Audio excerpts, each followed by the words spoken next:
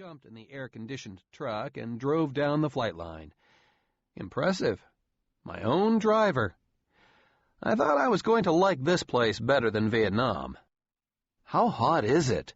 I complained as we passed rows of parked planes.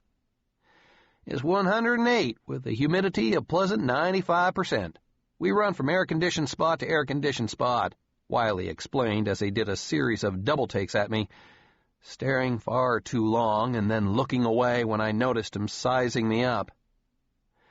"I thought you guys called this place Naked Fanny," I said, an attempt to break the ice, which failed. We hate that," he scolded. "Bob Hope pinned that on us when he came for Christmas last year.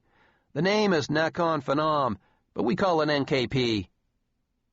I thought, so much for my good first impression idea. There, he did it again. The long look, checking me out. As we drove down the flight line, the scene seemed caught in a 1940s time warp. The Andrews sisters should have been singing in the background about the boogie-woogie bugle boy from Company B. There wasn't a modern jet aircraft in sight. The ramp was littered with propeller-driven aviation relics that belonged in someone's garage sale, not out here fighting a war.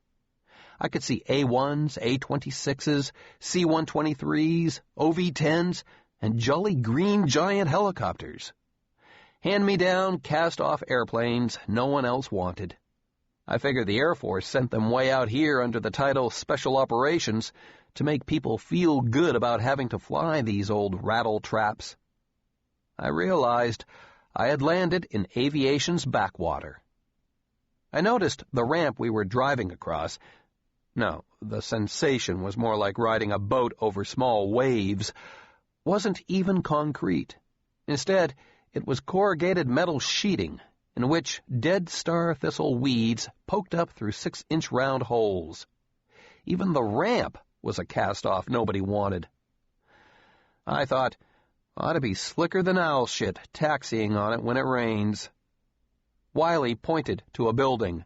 The sign over the door proclaimed, 606th Special Operations Squadron. Wiley said proudly, "Well, that's us." Beside the front door hung a 6-foot oval wood sign, emblazoned with a winged candle burning bright above a black mountainous background. The abbreviation 606 SOS wreathed across the logo's top. "Our squadron patch," Wiley explained, handing me a stiff new candlestick patch.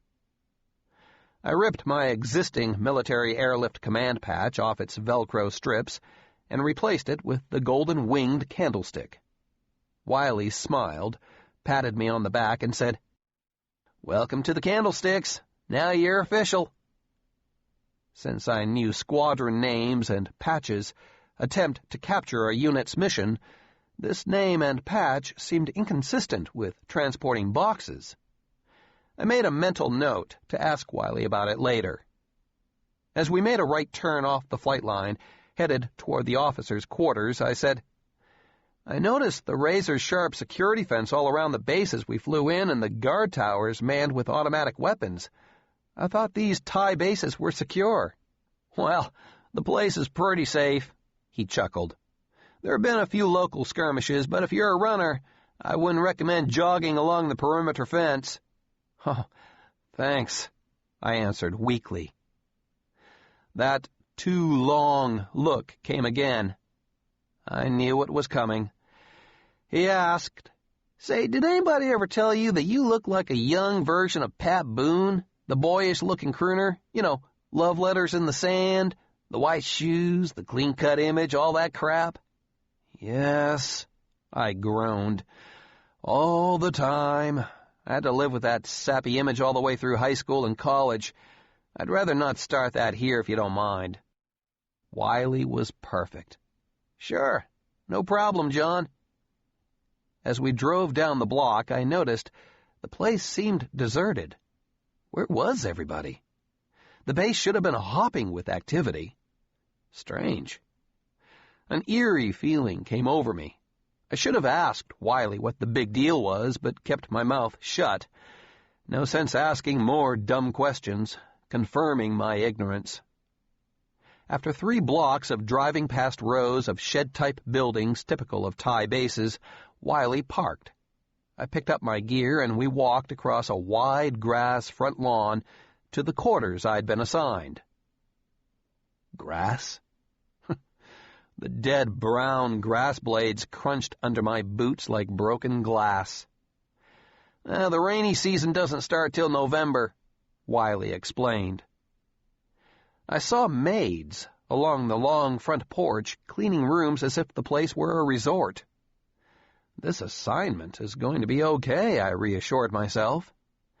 My unease over what to expect from NKP and the fatigue from the long flight both began to fade. I asked Wiley how much the maid service cost, because I didn't have a lot of money to spare and I would rather clean up after myself to save the fee. But he said not to worry. The Air Force paid the maids as part of the deal with the Thai government in Bangkok for letting us fly out of their country. A man our age, resembling Robert Redford, was sitting on the porch drinking a beer under the mercilessly hot sun. Waves of sweat sheeted down his face. Why was he outside in this blast furnace? Wiley introduced me. "Mark, this is your new roommate, John Halliday." I offered a handshake, but Mark did not look up from what he was doing. I could see by his blank, distant expression he was off in some private world all his own. He had the plastic rings from a 6-pack of something in his hands and was slowly pulling them apart. Mark took each ring and carefully stretched it until it was about to break. Just before the plastic failed, he held it up within a fraction of an inch of his eyes to focus on something I didn't understand. "Nice to meet you, Mark. How you doing?" I asked. 96 down and 269 to go, he mumbled slowly. I didn't understand. What are you doing there?" I tried again. "Watching the bubbles." Mark stumbled over each word. I tried again. "What?" "Watching the bubbles. Just before the plastic breaks, a whole bunch of little bubbles form. I stretch them out to see how big and long I can make them before the plastic fails. It's really neat to watch the bubbles pop." He did it again. Snap. Mark smiled. "Where'd you get all those plastic, holes, Mark?"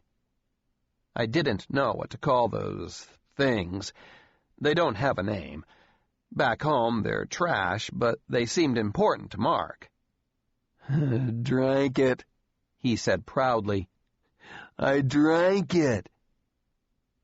I stared at him, then climbed the rest of the wooden steps and walked into the room. The room was a dungeon. Gray chipped paint peeled from the walls. One light bulb hanging from an ugly ceiling fixture cast a harsh light in the windowless room. Filthy gray linoleum floors. No wonder Mark was out in the hot sun. An old 1950s window air conditioner, about to jump out of its crudely cut hole in the front wall, was trying unsuccessfully to beat back the wall of heat. I was getting a sinking feeling. "The open bay shower and John's are in the middle of the building about 7 doors down." Wiley pointed down the porch to continue the tour. "The Thai maids will walk in on you in the middle of a shower, put their hand over a smile and giggle while they pretend to be on their way to clean out a toilet. But don't worry, you'll get used to it. It's harmless sport for them." More sinking feeling. So much for any shred of privacy. Mark's bed was closest to the door. He had crudely taped a large monthly calendar on the wall beside his bed. My new roommate had scratched big black X marks through all the previous days.